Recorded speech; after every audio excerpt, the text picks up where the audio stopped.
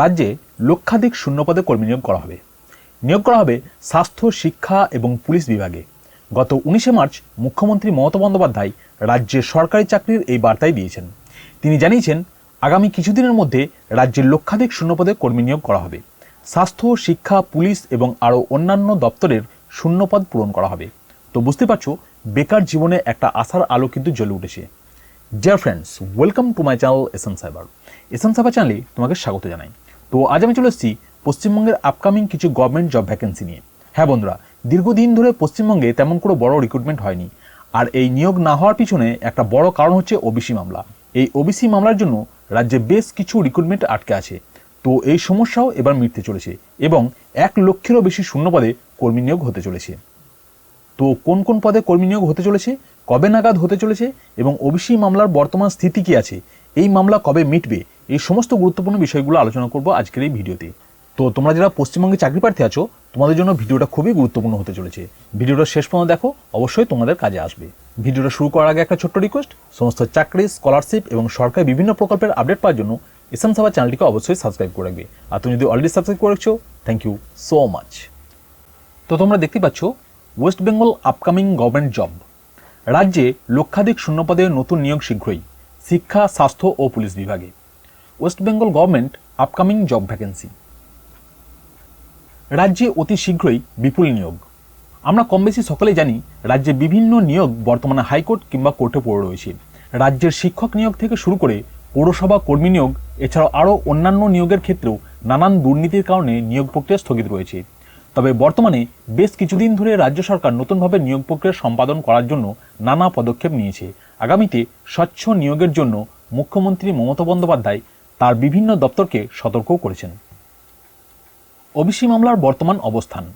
বর্তমানে ওবিসি মামলা সুপ্রিম কোর্টে রয়েছে, যেখান থেকে নতুন করে ওবিসি সংরক্ষণ নিয়ে সমীক্ষা শুরু করা হয়েছে।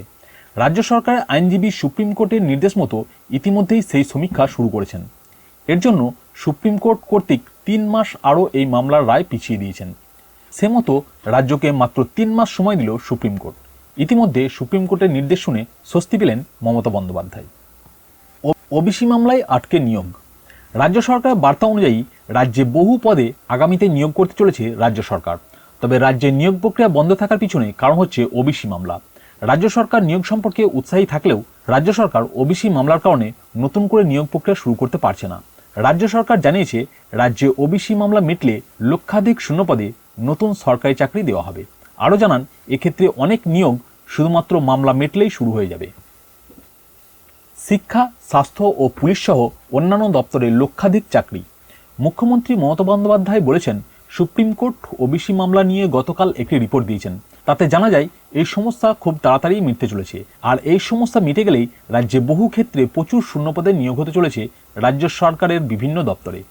তিনি আরও জানান, রাজ্যে ওবিসি মামলা মিটে গেলে লক্ষাধিক শূন্যপদে নিয়োগ করা হবে।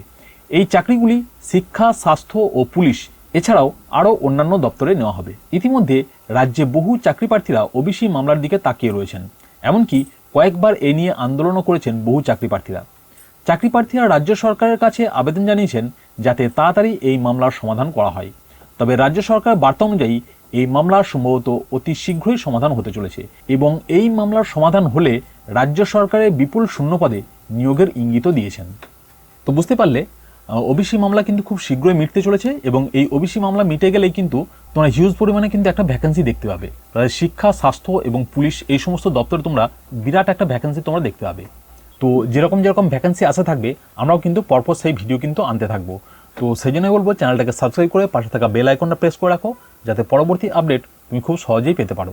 তো আজকের জন্য এইটুকুই, দেখা হচ্ছে নেক্সট ভিডিওতে। তবে যাওয়ার আগে আবারও বলবো, সমস্ত চাকরি, স্কলারশিপ এবং সরকারি বিভিন্ন প্রকল্পের আপডেট পাওয়ার জন্য এসএন সাইবার চ্যানেলটিকে অবশ্যই সাবস্ক্রাইব করে রাখবে। Thank you.